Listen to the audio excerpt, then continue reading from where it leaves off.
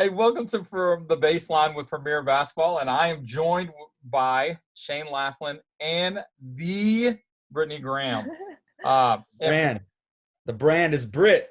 the brand Oh is gosh. Britt. I'm sorry.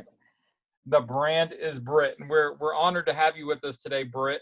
And you joined on with Premier Basketball about a year ago, and been a tremendous addition to the team. In more ways than you know, not only social media, but pictures and highlights and just in the community and making a difference and growing the game. And we're just glad to have you.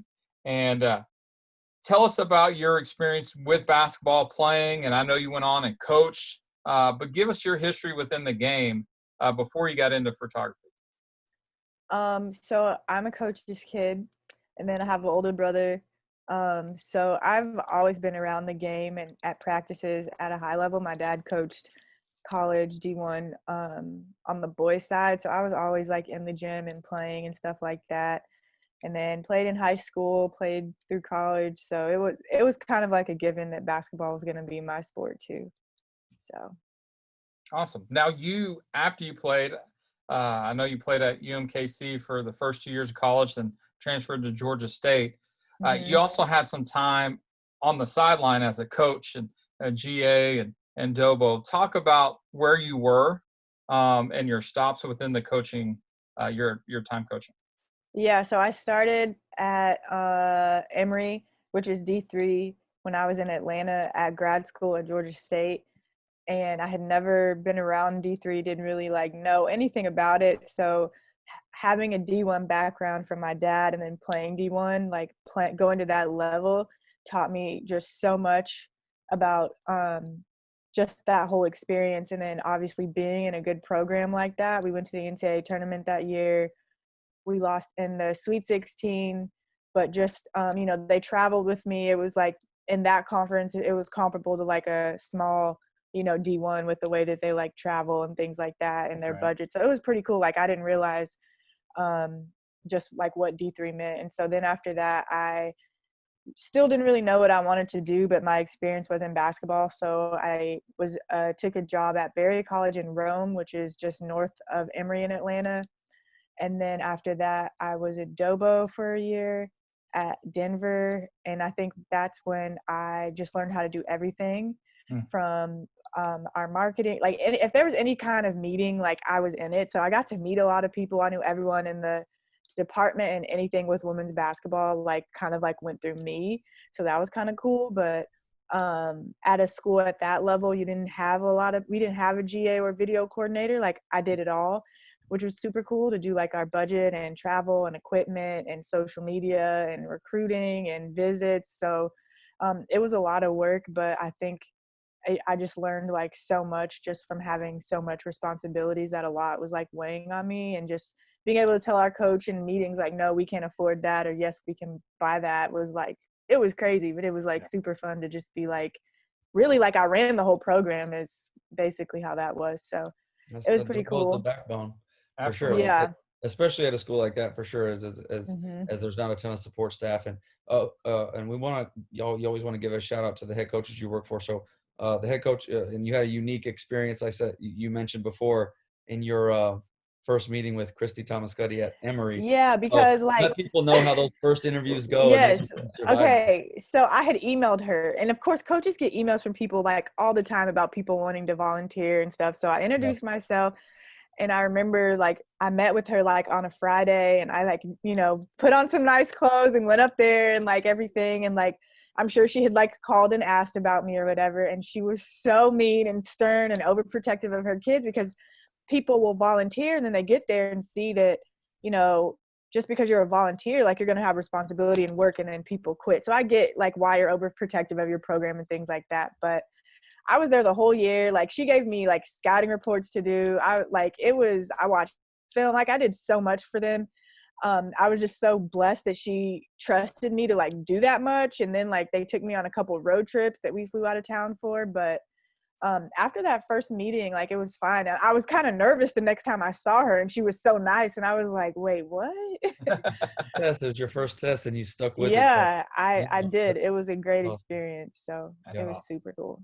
Yeah, and I think it's cool how you kind of mentioned your responsibilities at Denver, as an opportunity to find out how to manage all of it. Because sometimes you just have to, you don't know how far you can get stretched until you just do it. And that's your demeanor anyway that I've been around, that I've noticed. But I just think it's cool to hear you kind of talk about it that way. I think it's something that people watch and this need to understand. Like, when you have a position like that, you say yes and you take it on. And when you're a support staff Yeah. member or a GA, everybody in the program's kind of asking you to do stuff and you just say yes. But man, when you get it done, like, you're ready for that next job, no questions asked. Yeah. You And I learn to think, work at a rapid pace and do oh things. yeah, the fast paced stuff. Yeah, that's right. That's what we were talking about earlier. But I think being at Denver, I started their social media from the ground up. And I think that was when I was like, okay, I want to do more of this. Like, I was in charge of it. Like, I did everything. I remember when we hit like 1,000 followers, we were like so happy, which is like nothing now, but we started from the ground up. And in those 2 years, like, so many people had complimented us and within the conference and things like that. But yeah, the working, fast thing, the example that I gave y'all earlier was just that Lauren was leading the nation in like 3-point field goals, and I was like, no, we have to get something out like tonight because there's games tomorrow. And so And you just being realize that able at to, like midnight.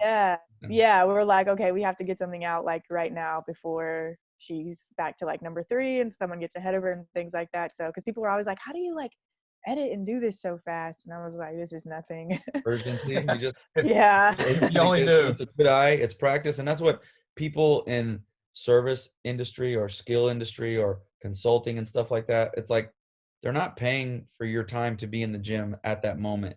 You're paying for the million hours that you've already put in, which makes you an expert. And I think that's what makes you so unique. Like, when we met, I had seen some of your work, but as we joked before, there's a lot of people with pictures and social media accounts, but that doesn't necessarily make them qualified to do it. And you just stood out from afar. And then when we met, you gave me all this background.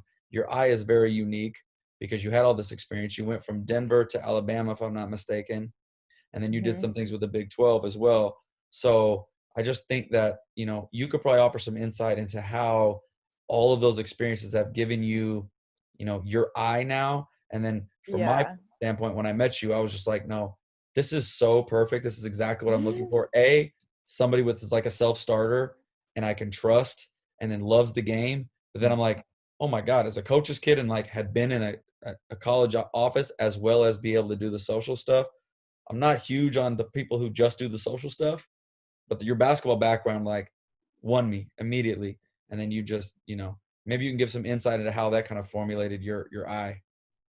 As far as like the pictures, people always tell me that. And I think when you are just know the game so well, you can anticipate a lot more of like what like the next play is going to be. But I'm naturally a very introverted, observant person. And so like when I'm at a gym, I just, I have my AirPods in and I'm in the little corner, just like hiding, like watching the game. But like, you kind of learn which players are the more outgoing ones to get those shots. You learn like the emotions of like the coaches and the teams, and it just kind of like becomes natural.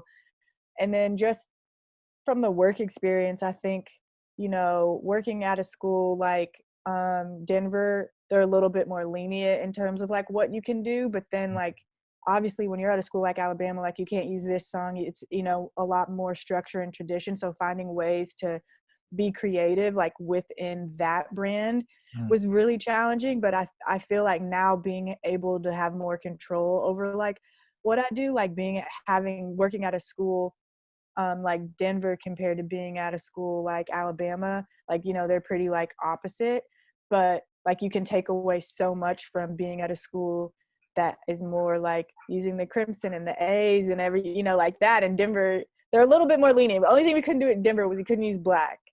But learning all of that in the background on like the branding and things like that, and not just like throwing things together, but like using the same fonts. And I mean, that's stuff that a lot of people don't have that experience and know, the colors and making sure that it's exactly the right, shade of crimson at Denver and not like one, letter off or things like that. So No, it all goes together. That's the color of that other university we don't talk about. We don't talk about them. Now, Yep. when did you always enjoy photography and video stuff, or is that something you grew to enjoy? I've always done it, both really like video and pictures. I always had a camera. I was the kid at the AU tournament that was taking pictures. Like, and anytime anything happened, like I was taking pictures. Like, we always joke because there's a video somewhere around this house of me making a movie, and I was like every character in the movie. And I don't know where it is, and I hope that it's like burned somewhere. Oh. But like, No, I that'll think be pulled out. I am That'll be calling pulled Nick. out. No, I think everyone in the family knows about this video, and like I've just always been a super like, creative like person, and so like it's no surprise that like we're here. But I got my first camera maybe only like 2 or 3 years ago. Best Buy, Black Friday. I was like, I'm gonna do it. I'm gonna get the big camera. I didn't know how to use it. Bought a book. Did YouTube videos, and like, 3 years later, here we are. Running So. the city. Look at you. Look at Yeah. you. She's grown up so much. On demand. Other states calling, asking me for your number, different I know. events. I'm like, let me check your schedule. I'm not ready Yes. to share It's just yet. crazy. Yeah, Yeah. it's crazy. Well, and that's where just your presence in the Dallas-Fort Worth area has blown up, and rightfully so, because you put in the time and the effort. You seem to be in every gym. I know we're in a lot of gyms between Shane and Jason, and I am, but especially in Texas and the Dallas-Fort Worth area, if there's a game of note or if there's a player of note, you're in the gym, and that's where you fit in really, really well with Premier Basketball and just our mantra of work. How have you seen your influence, your impact on the game grow? Probably more than as a coach and as a player, but just your ability to impact more people within the basketball community. It's really crazy because I think maybe like a year ago, like almost a year ago, I think after like the Prime event, I was kind of like thinking like how I like wanted to do this. And I think the main goal was to like go in a gym and have like everybody know you. And I've accomplished that for sure, which is just crazy to think about. But that's what I wanted. I wanted to go in a gym, and I wanted like, all the hoopers, boys and girls, to just like know like who I am or whatever. And it's crazy to look back now and just think of like the progress and how not only like have I grown, but just when I look at the kids that are close to like where I live on this side of town, but at Duncanville and DeSoto and Lancaster and those schools, to see like how they've grown and like the relationships I have like with their coaches and with their parents, and like just it makes my day seeing someone use my graphic or really like the pictures as their profile picture. So it's really growing, and it's spreading, and it just keeps continuing to grow. And yeah, it really technically hasn't even been like a full year yet. Right. I would say, since I really have like started doing it. I think it might actually be a full year. I think the end of June. So it's been an amazing year. So the support of just like all of the kids trying to get me to come to their games and things like that, it's really cool. It means a lot. Well, when you add value, told you in August, it's just the beginning. Absolutely. You did.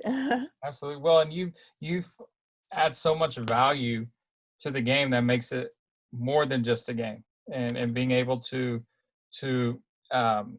capture those moments, capture the emotion, the determination. That's not a gift that everybody has. So yeah, I think what's really cool, the coolest thing I think I've done so far was maybe in January, the Duncanville boys were like, we want to book you for state. And I was like, huh? So they, defending state champs, they were like, we want you at every game. We'll pay for everything. Like the whole way to San Antonio, we want you with us. And I was like, okay.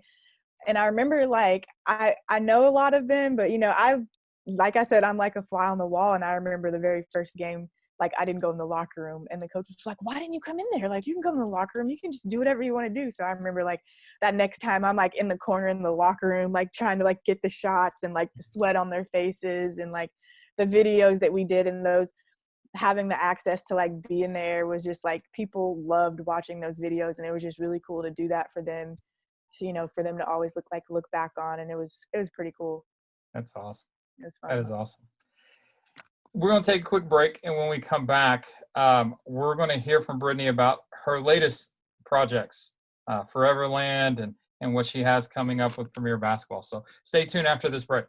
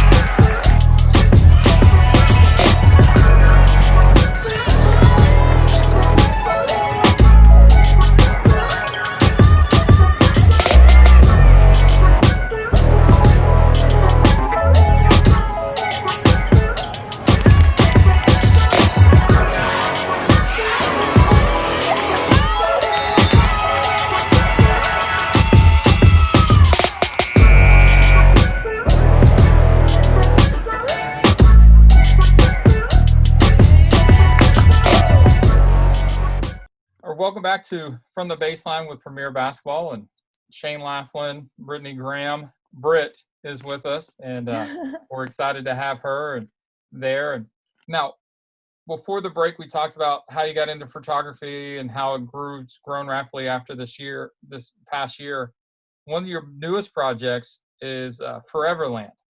Tell us a little bit about that and what you're trying to achieve with that project. So probably right around after Hoop Fest, people just kind of started asking. That was probably when I saw the most growth, and people were like, "Are you gonna do shirts or merch?" And I was like, "No." It was a hard no. It wasn't even a maybe. It was just a no. I just didn't want to put my name on a shirt and call it merch and sell it. And so people kept asking, and when the new year came, I was like, "Okay, I'll think about it." And so I got linked up with DFW Inc. and through work because they did Duncanville's boys stuff. And so I met with him, and he just told me to just take my time and think of something creative.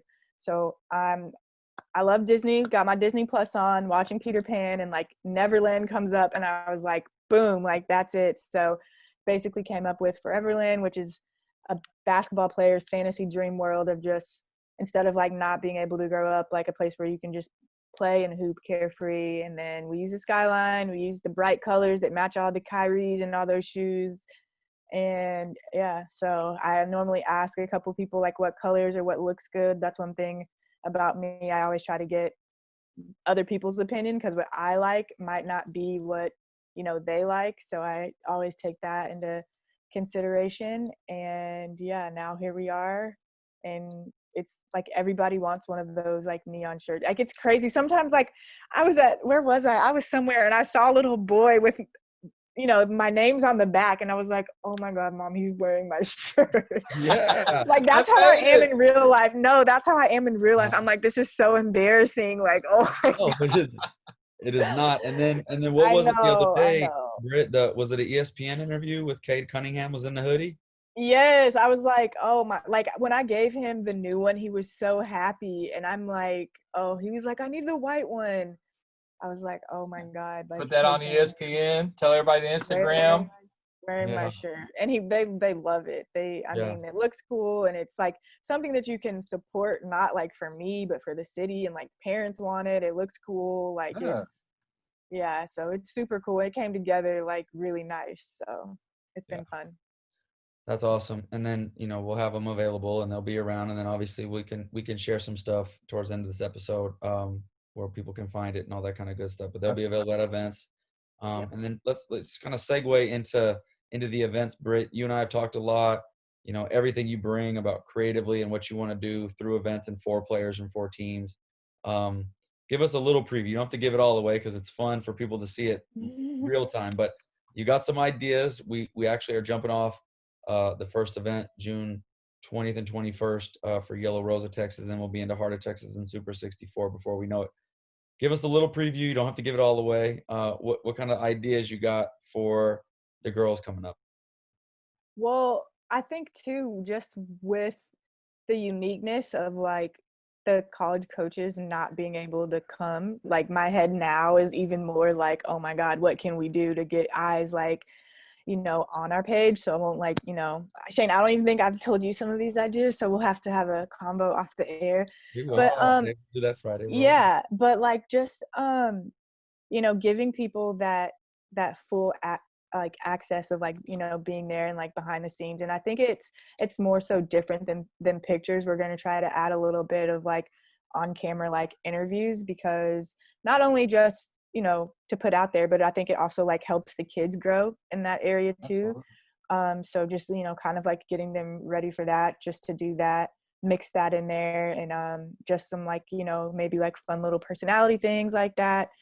So I'm super excited with that. And then, like I said, I think it's just going to be super unique with what we can do with the coaches not being there, but keeping them engaged and wanting them to like, see what,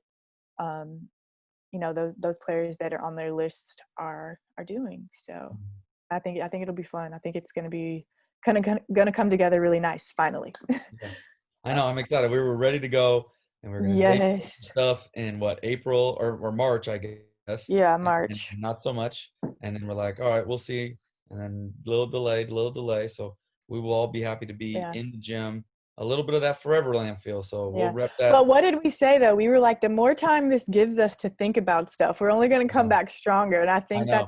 that's what it did. Yeah, So 100%. Now that's what you and I kind of touched base early in this mhm. thing, checking on each other, saying, all right, full intention to go full board with our plans. However, some details are missing, like dates and availability and possibilities, and can we even do it? So that's what we did. We said, well, let's stay encouraged, and it's just a silver lining of, yeah, you absolutely can get better at this time. So it's been cool to visit through that stuff and stay in touch. And then I'm excited, and I didn't even want to know all of it. I want to be just as excited when I see it. Yeah. But I think the way you're It'd be describing great. us getting in the gym this weekend, I think it's that Foreverland vibe that you're talking Yeah. about. I can't wait to like expound upon that. Like people need to feel it. That's like a little bit of a movement. Yeah.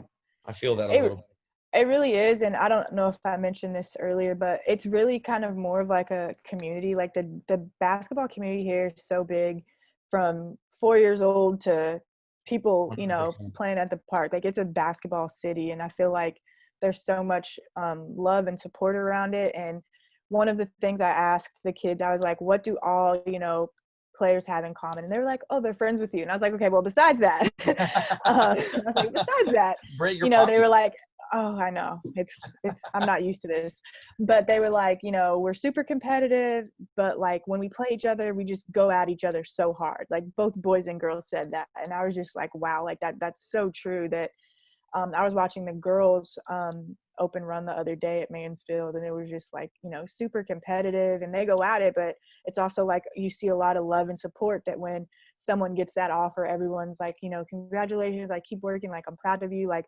it's competitive, but there's also like so much love. And so I've just been trying to like connect that too as well as I can, and just kind of like bring people together in that way too, through basketball within the city.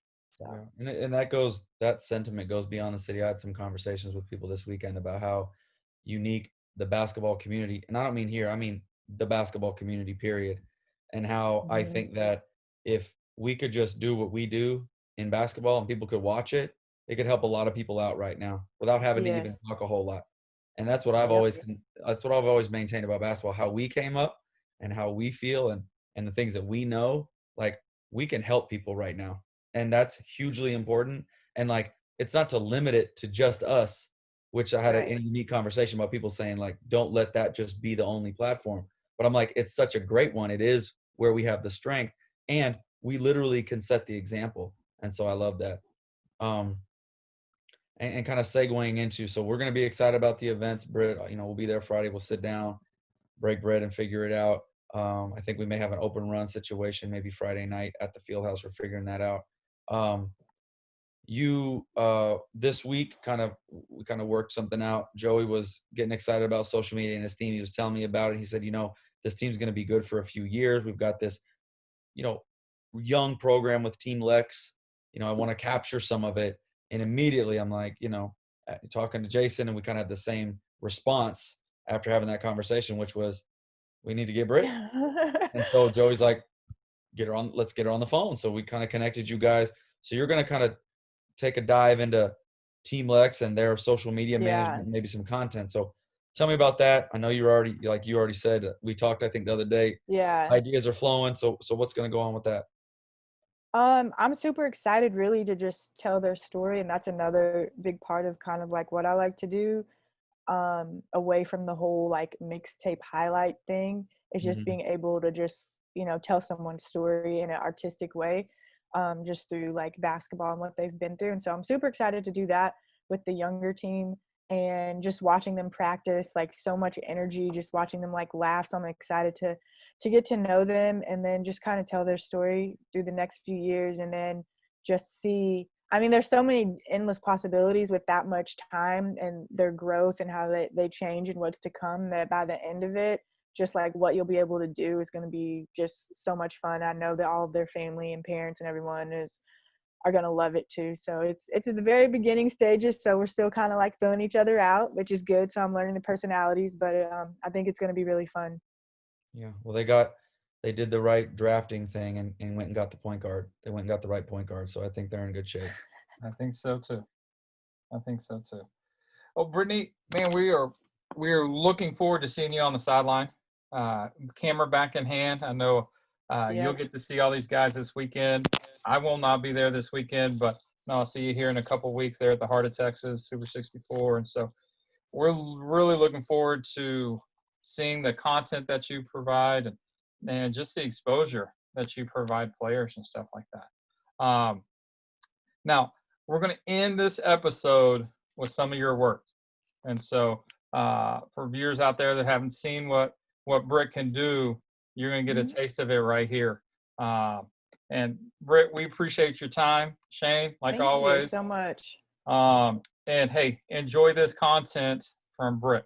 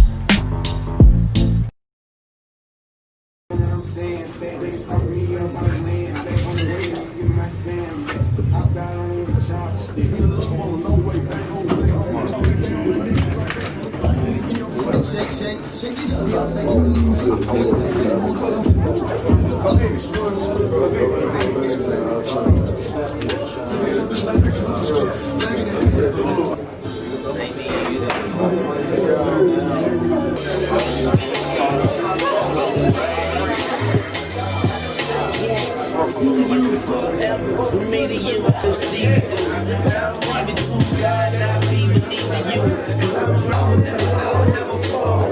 I'm being hated by the season.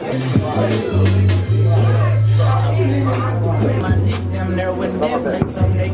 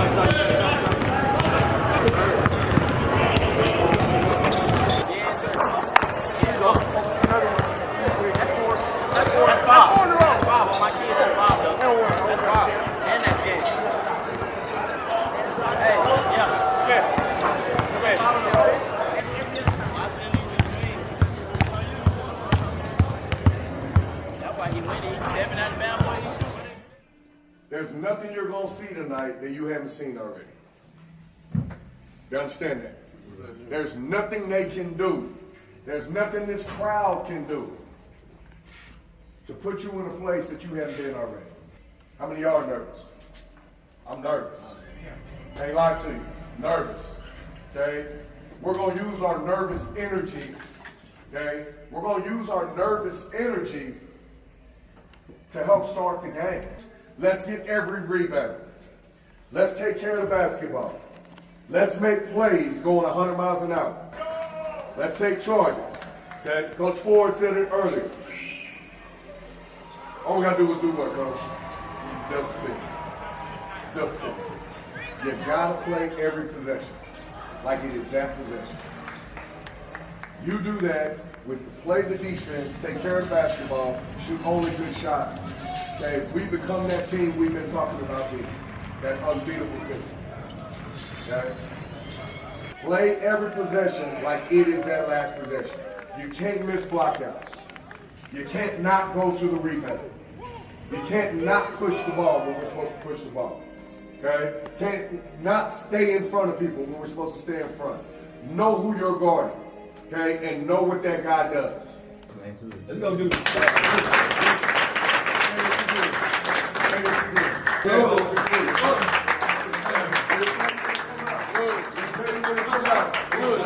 In the first half, it's like we wasn't locked in. Like we didn't come out with enough intensity. We just wasn't locked in mentally, honestly.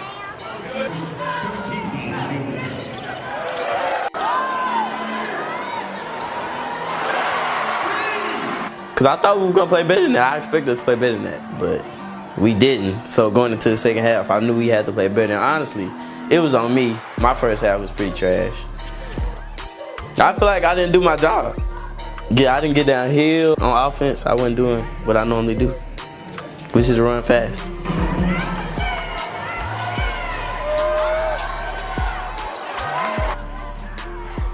Coaches were yelling a lot.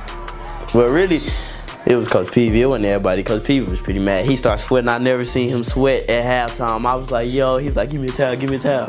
He was sweating and stuff. So, yeah, it got real serious. And everybody was looking at me, so I was like, dang.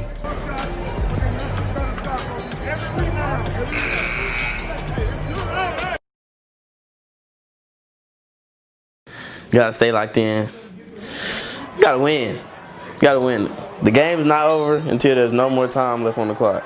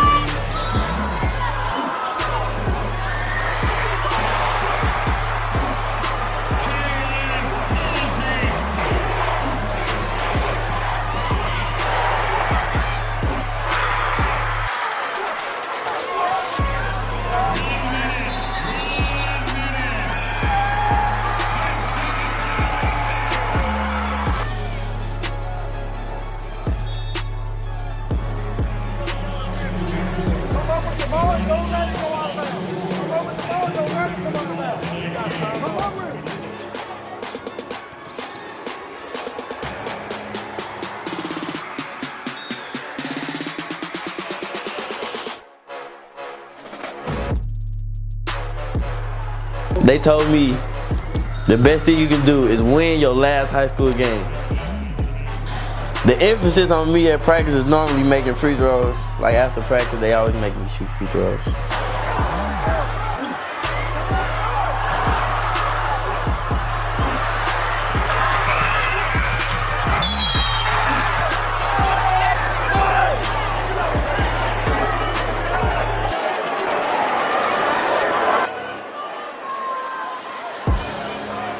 So I know I have to make them, and I still miss one. I was like 50%, like 3 times in a row. I'm not satisfied, but I made throwing that matter, so I guess.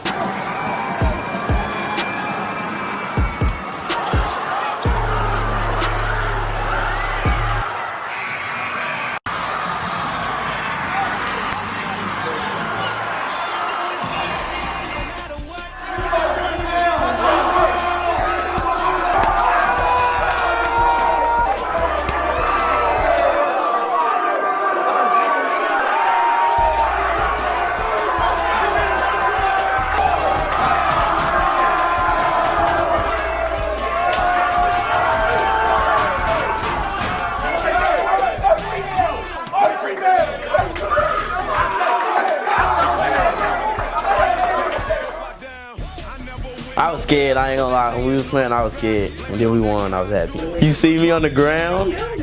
Oh my goodness. I'm just happy, man.